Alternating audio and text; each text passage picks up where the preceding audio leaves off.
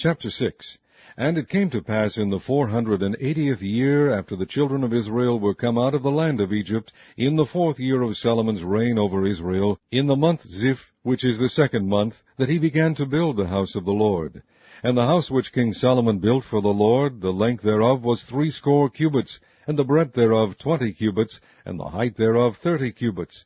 And the porch before the temple of the Lord, 20 cubits was the length thereof, according to the breadth of the house, and 10 cubits was the breadth thereof before the house. And for the house he made windows of narrow lights. And against the wall of the house he built chambers round about, against the walls of the house round about, both of the temple and of the oracle, and he made chambers round about.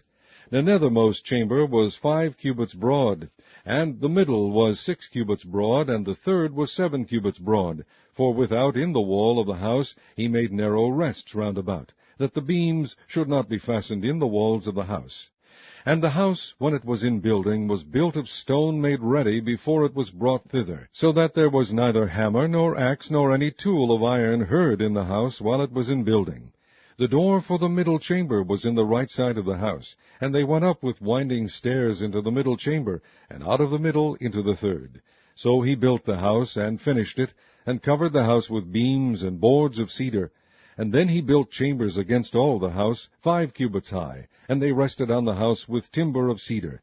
And the word of the Lord came to Solomon, saying, Concerning this house which thou art in building, if thou wilt walk in my statutes, and execute my judgments, and keep all my commandments to walk in them, then will I perform my word with thee, which I spake unto David thy father.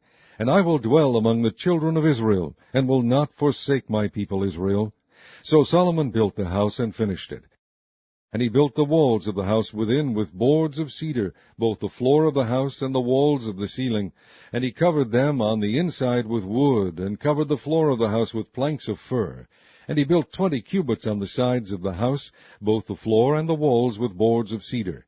He even built them for it within, even for the oracle, even for the most holy place. And the house, that is, the temple before it, was 40 cubits long.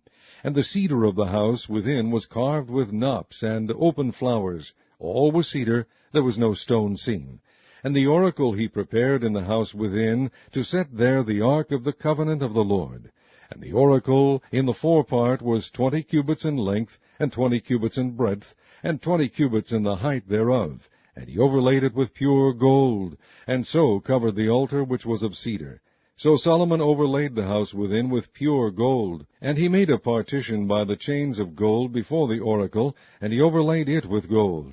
And the whole house he overlaid with gold, until he had finished all the house. Also the whole altar that was by the oracle he overlaid with gold.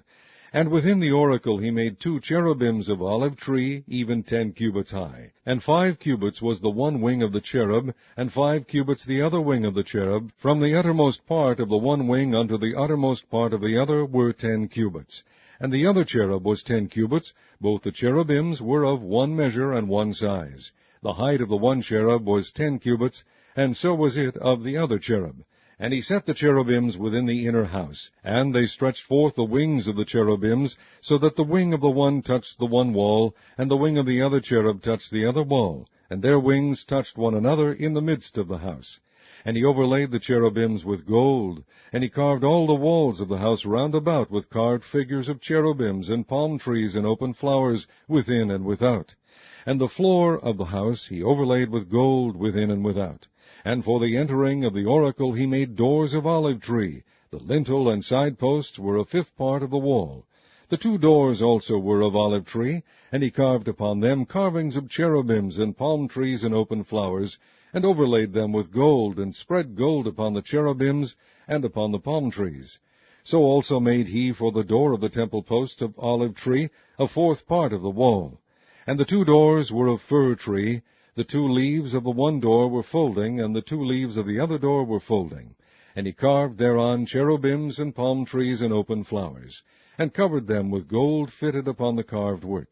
And he built the inner court with 3 rows of hewed stone, and a row of cedar beams.